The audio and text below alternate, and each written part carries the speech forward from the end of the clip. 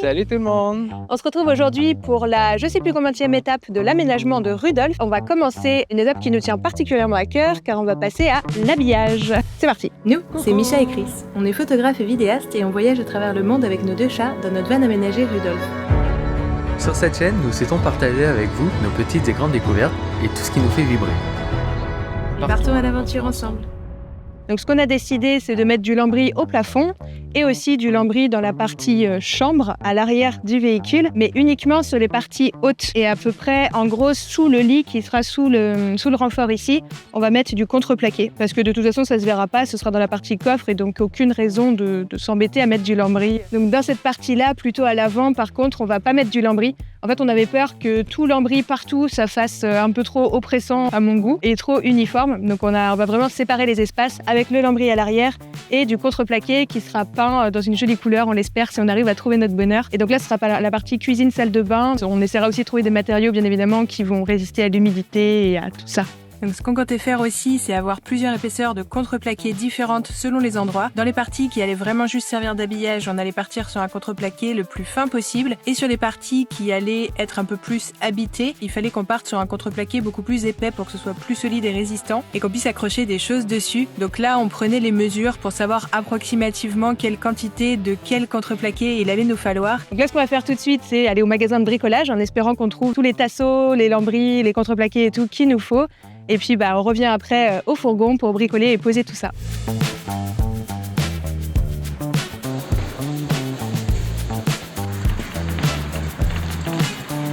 On va aussi construire les meubles, le lit, etc. en contreplaqué. Donc on a besoin de plusieurs épaisseurs de contreplaqué pour les différents besoins de tout ça. Du 5 mm, du 10 mm, du 15 mm. Et déjà, il faut savoir qu'en ce moment, avec l'histoire de Covid et tout, dans plein de magasins, ils sont en rupture de stock partout, où ils n'ont qu'un panneau, pas les bonnes épaisseurs et tout. En fait, on a passé la journée hier à chercher des contreplaqués et c'était bien galère. Mais, parce qu'on a aussi un autre critère à prendre en compte pour l'aménagement de notre fourgon. Il y a différentes qualités de contreplaqué qui résistent plus ou moins bien à l'humidité selon le bois avec lequel c'est fait et selon les entrecollages des petites lattes qui forment le contreplaqué. Sans entrer plus dans les détails, on cherchait un certain type de contreplaqué qui était résistant à l'humidité, mais il y a aussi un critère qu'on a un peu oublié de prendre en compte hier soir quand, tout heureux d'avoir enfin trouvé notre contreplaqué, on a vu que celui qu'on avait pris était classé B en termes d'émissions de substances pas ouf pour respirer dedans en fait. C'est dit non, nous on veut du classé A+, et que ce soit bien pour respirer dans notre fourgon, n'est-ce pas? Du coup, ce matin, bien saoulé, on est allé rapporter notre contreplaqué dans une boutique, donc c'était pas du tout de la faute des vendeurs, c'est nous qui avions pas fait attention. Et on est allé chez un autre grossiste bois qui, là, genre, trop bien, on a trouvé tout le contreplaqué qu'il nous fallait, les bonnes épaisseurs et tout. On a bien fait suer à l'accueil, mais ils nous ont dit très gentiment, il n'y a pas de souci, c'est du A+, cela, etc., etc. Et donc, on a trouvé notre contreplaqué qui est juste là. Après 1 jour et demi de péripéties, on l'a enfin, rien que pour ça, rien que pour se fournir en matériaux. Et petite cerise sur le gâteau, comme il y avait dans leur stock un panneau de contreplaqué qui était un peu pété dans un angle, en fait, ils nous l'ont donné gratos en plus de tout le reste. Enfin, ils nous ont fait un cadeau d'environ 140 € de contreplaqué parce que ça coûte cher ces trucs-là, parce qu'eux, ils allaient rien en faire et on était trop contents. Au niveau de l'habillage du sol, par souci de simplicité, de facilité, d'écologie et d'économie, on a décidé de garder le sol d'origine. Donc il n'était pas hyper propre ni en parfait état, mais il était quand même relativement plat. Et puis déjà aux bonnes dimensions, donc du coup on s'est dit qu'on allait le garder. On a d'abord rebouché tous les anciens trous de fixation du sol, qui étaient plus vraiment bons avec du Sika, et puis on en refait des nouveaux avec des vis auto-foreuses qu'on enduit bien évidemment d'anti-rouille avant de faire les trous, puisque ces trous ils vont donc fixer le sol en bois jusqu'à la tôle du fourgon. Comme tout le reste de l'équipement du fourgon va être fixé sur le sol, et il faut mieux qu'il soit bien fixé. Petite interview de Chris. Bonjour. Alors bonjour, moi c'est Chris, je suis vidéaste à Bubbly Deer Studio. Attention avec les vis auto-ferrantes, à faire attention à ce qu'il y a en dessous. Et si vous risquez pas par exemple de percer, là typiquement à l'avant on a le réservoir, donc c'est bien de ne pas le percer. Et là ici en fait on a la roue de secours, donc j'ai bien fait de vérifier avant de percer le truc. Au niveau du revêtement des côtés du fourgon, ce sera principalement du contreplaqué. Et donc pour ça, c'est très pratique parce qu'on avait gardé les caches en plastique de l'ancien habillage pour pouvoir définir un peu la forme et découper en fonction de ça dans le contreplaqué. Et puis pour les boucles, on n'aura pas parce qu'on n'avait pas un habillage complet dans le fourgon quand on l'a acheté. On essaiera de faire des patterns avec du carton.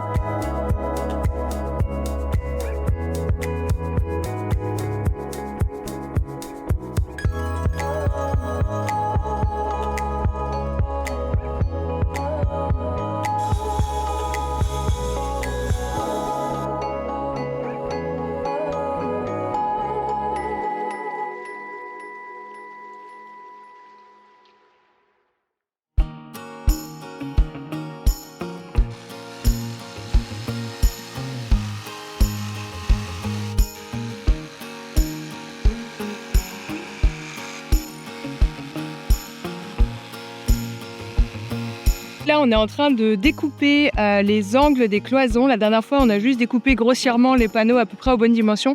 Et là, on est en train de faire tous les petits arrondis, les petits angles et tous les trucs un peu chiants. Mais bon, que ce soit Chris ou moi, on adore découper des trucs. Et du coup, pour fixer ces nouvelles cloisons en contreplaqué qu'on vient de fabriquer, on va les fixer avec les anciens clips des anciennes cloisons de protection en plastique qu'on a gardées et récupérées. Donc ça évitera de faire des trous partout dans le fourgon en plus. C'est toujours ça de prix. Je sais qui m'embête là.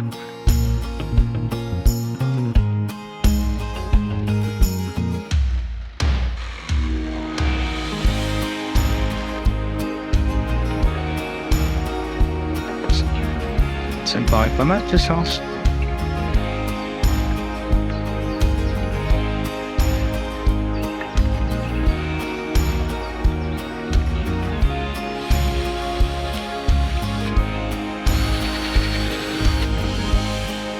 Allez, à la suite des trous.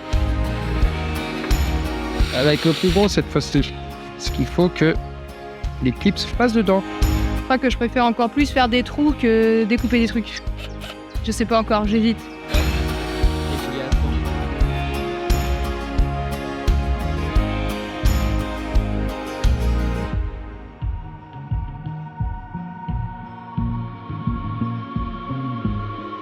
Qu'est-ce que tu faisais pendant que je découpais les parois, Chris? J'étais en train de jouer. Ah bah bravo. Très sérieusement, j'étais juste en train de remettre ces petits caches noirs là que j'avais démontés du coup, comme vous avez vu dans la partie isolation, pour pouvoir blinder de trio-fibres toute cette partie-là qui est juste en fait énorme.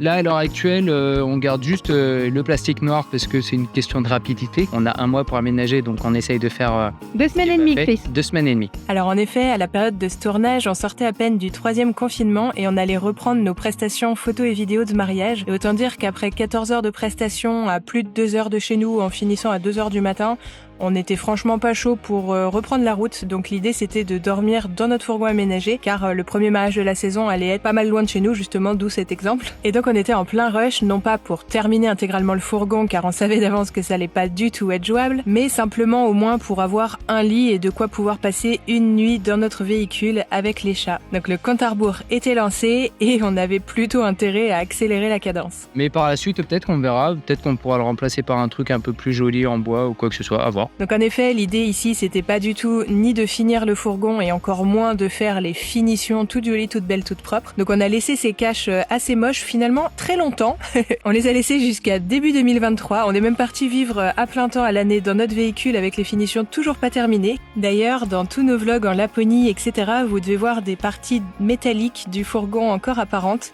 Il était en effet pas du tout fini, mais on s'en occupait un peu plus tard, en avril-mai 2023, si je dis pas de bêtises, en allant faire une petite escale dans les Pyrénées, dans une maison familiale qu'on a là-bas avec un grand atelier, où on en a profité pour se poser, réparer la fuite qu'on a eue sur le toit du fourgon à ce moment-là, et puis finir toutes les petites finitions et même rajouter des meubles. Mais comme on vous l'a dit, ça a été fait finalement quelques années plus tard, et si vous voulez en voir plus, bien évidemment, n'hésitez pas à aller voir le van tour sur notre chaîne où on vous présente le fourgon une fois terminé. Même si depuis le van tour, on a encore fait quelques petites modifs. Donc comme vous l'avez compris, on a vraiment fait cet aménagement de façon assez décousue au fur et à mesure de nos impératifs et en rajoutant plein de petites choses à droite à gauche au fil des années. Mais on ne regrette pas, ça a aussi permis de découper la charge de travail. Donc si vous voyez dans nos différentes vidéos des fois l'aménagement pas terminé ou pas tout à fait ressemblant, c'est normal.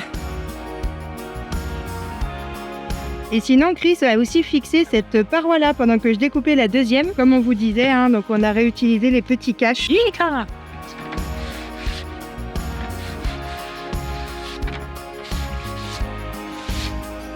On n'a bien sûr pas fait le système de clips partout, on l'a vraiment fait juste là où c'était possible et là où on avait réussi aussi à récupérer les clips sans les détruire lors du démontage du précédent habillage.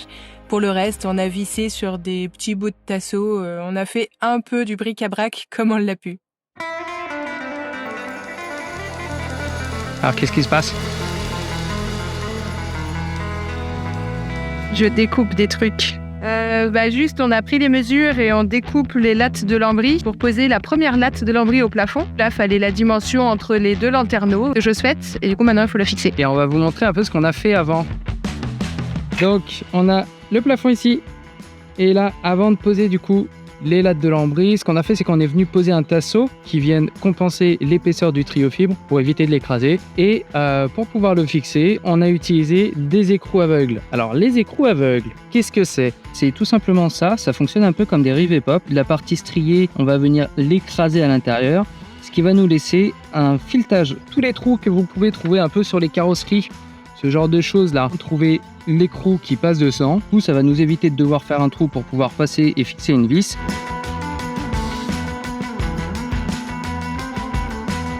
Bon alors, et pour tout vous dire, on n'a pas choisi n'importe quelle latte de lambris, comme ça va être celle qui va être au plein milieu du... Je parlais à la caméra. Comme ça va être la première latte de lambris posée et surtout celle qui va être au plein milieu du fourgon. Vraiment, ça va délimiter le milieu du toit du fourgon. On a choisi une jolie latte. Bon, elle n'est pas encore posée, mais elle tient toute seule.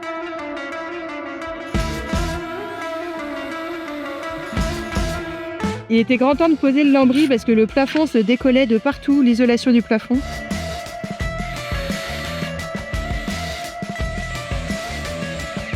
Première latte de lambris posée. Champagne, on part faire une pause? Allez. Ah non, c'est vrai, on n'a plus que 2 semaines pour aménager le fourgon.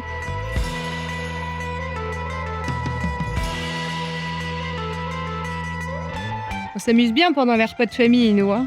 Et parce que du coup, la petite info, on est chez le papa de mon Micha. papa.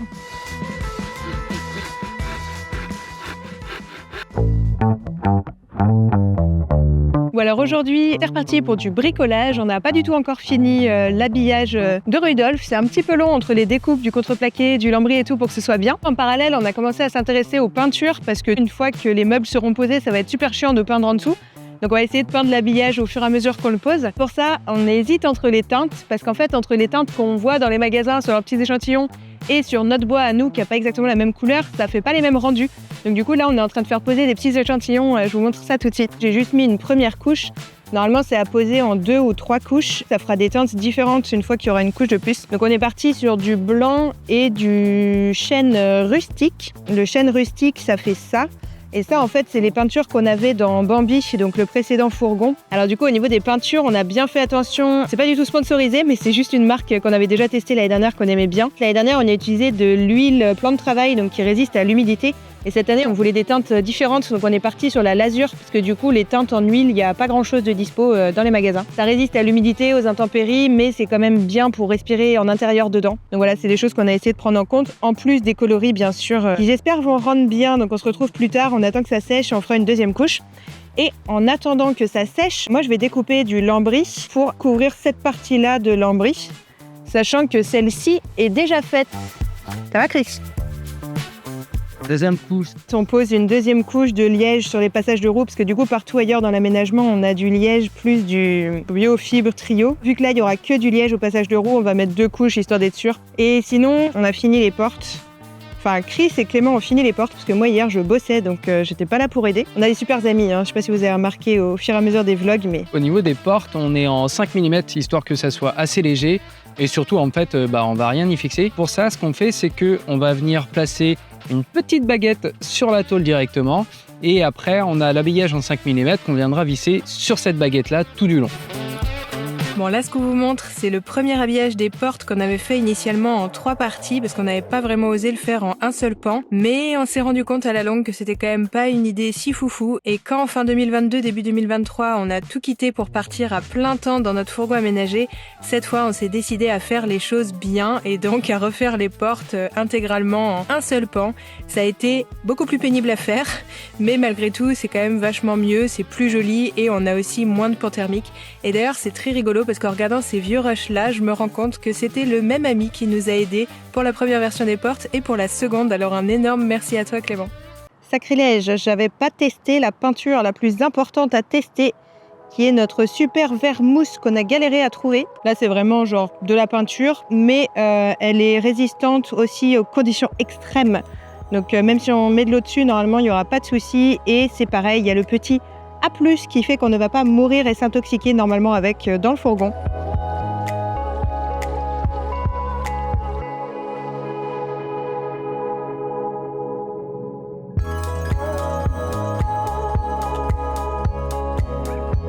Bon, déjà c'est vert, donc on est content, mais c'est pas du tout assez foncé à notre goût. Mais normalement, vu que ça c'est juste la première couche et encore que c'est pas sec, normalement avec la deuxième couche ça devrait bien assombrir et donc on devrait avoir à peu près le vert qu'on voulait. C'est dans ces moments-là, quand il y a une grosse averse, qu'on se dit que, mine de rien, un atelier, ça serait bien pour bricoler. Là, il s'est passé quoi, 5 minutes? Il a fallu que je rentre en urgence tous les panneaux. Là, forcément, ça dégoulinait comme pas possible. Juste ici. Pour rentrer tous les panneaux, les pieds dans la flotte. Et voilà ma tronche. 5 minutes. 5 minutes. Donc, je vais attendre que ça passe. Et puis, on va essayer de bricoler de l'intérieur.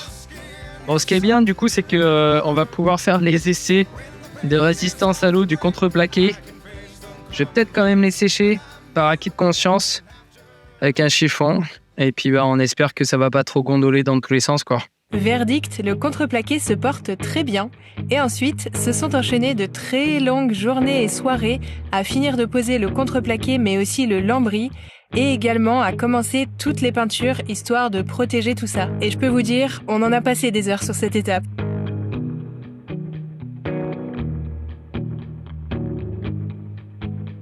Today is the day I make the change. I throw my old ways out the door. They'll hit the Peindre le plafond, je m'en suis mis sur la tronche des petites gouttes, très désagréable. and hit the floor. Nothing ahead but a sleepless night, and my head won't quit the dream. My flooded thoughts drip down. Bon, on verra sûrement pas à la caméra, mais en fait je galère avec la blanche parce que elle a une texture de vieux fromage blanc périmé, un truc comme ça. Il y a des grumeaux et tout, alors que j'ai fait exactement la même chose qu'avec la brune, qui n'a pas du tout la même texture. Donc, bref, je ne sais pas, mais je galère.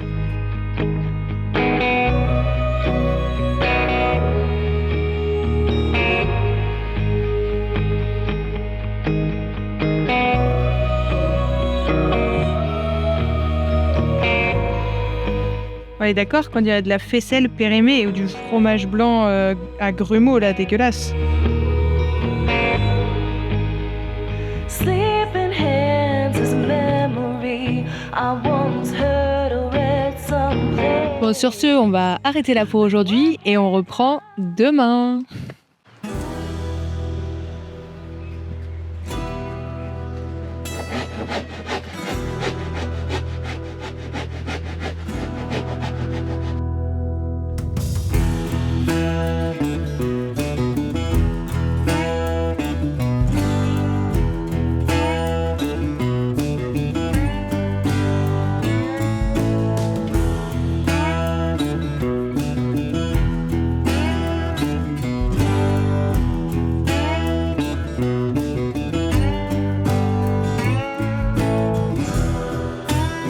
Faut qu'on achète une table de pique-nique, on l'a toujours pas fait. On achète une table de pique-nique. Pourquoi tu répètes tout de suite? On l'a toujours pas fait. Pourquoi tu répètes? T'es chiant.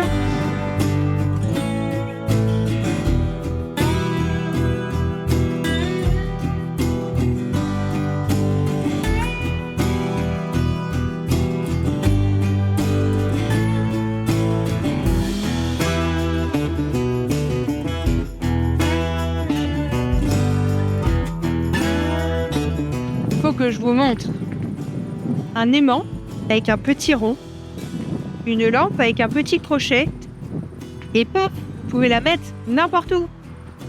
C'était le tuto de Micha. Paf, ça fait des choses gabiques. Là, je finissais de mettre de l'huile dans ce qui va être le bas de notre salle de bain et le dessous de notre meuble cuisine. Donc ça va être une partie assez sensible du fourgon. Dans la partie arrière, on a décidé de mettre de la lasure, entre autres parce que il n'y avait pas les teintes qu'on voulait en huile. Mais en fait, pour cette partie-là, vu que ce sera un peu caché, ce sera moins important la couleur. Et on a tout simplement utilisé de l'huile qu'on a récupérée du premier fourgon, qu'on avait très peu utilisé, donc il nous en reste plein. C'est hyper fluide et hyper facile à appliquer et ça imprègne direct le bois et il n'y a pas de traces de pinceau ou quoi comme il peut avoir avec la lasure. Franchement, on trouve ça vraiment cool. Et là, si vous regardez, je sais pas si on verra beaucoup. Attends, je prends la lumière. Là, du coup, c'est de l'huile que je viens d'appliquer, donc c'est pas du tout sec ni fini. Et en fait, là, c'est de la lasure à côté en comparaison, donc c'est une teinte relativement similaire. Et après, c'est les goûts, les couleurs et tout, mais moi, je sais que je préfère à l'application l'huile.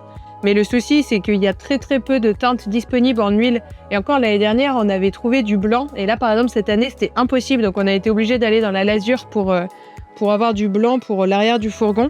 Bon, après, les deux sont relativement écologiques. L'huile encore plus, je crois. En tout cas, celle qu'on a choisie, elle est vraiment top du top pour l'environnement, respirer et tout. Mais voilà. Mais c'est le problème, la marque. Si vous passez par là, faites-nous plus de couleurs d'huile. C'est trop pénible. On veut de l'huile, de couleurs différentes.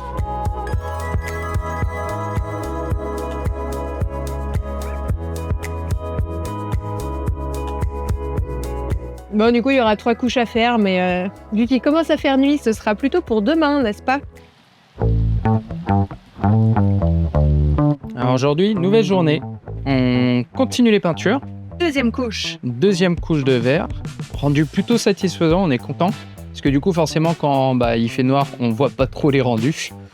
Donc là, on est... Hier, peindre dans le noir, c'était très approximatif la première couche, mais bon, c'était la première couche, donc c'est pas grave. Donc là, ça nous permet de rectifier au besoin et surtout, on voit un peu plus ce que ça donne, donc c'est cool. Et du coup, on s'attaque sérieusement au lit. On essaye d'avoir un lit d'ici ce soir. Et là, si tout est fermé, c'est parce que nouvelle journée pluvieuse. Pour le coup, on n'a pas vraiment de chance là. L'aménagement, c'est un peu compliqué. Une fois de plus, on remercie Bambi, qui est juste là, parce qu'il sert de garage encore une fois de plus. Tout le bazar qu'il y avait là, tous les tasseaux, tout ça, en fait, à l'heure actuelle, c'est dans Bambi. Bon, on va peut-être refaire une 3e couche de lasure, parce qu'on voit pas encore hyper blanc selon l'éclairage. Et puis, il faudra refaire aussi une couche au plafond, qui est encore un peu trop claire. Puis surtout, la 2e couche, elle va protéger. Mais du coup, ça va commencer à devenir pénible avec la structure de lit. Donc, il va falloir se dépêcher de le faire. Ah si, mais on vous fera jamais assez l'apologie des aimants. Regardez-moi comment c'est trop pratique. Hop, un petit porte-manteau amovible partout où on veut, dans le fourgon, pendant le bricolage, c'est très pratique. On n'a pas pu filmer plus parce que en fait il flottait. Donc du coup il a fallu qu'on rentre le boîtier. Mais voilà pour la pose du liège. Il y a du liège en dessous. Ouais. Mais voilà du coup pour la pose du sol. Donc c'est un sol vinyle.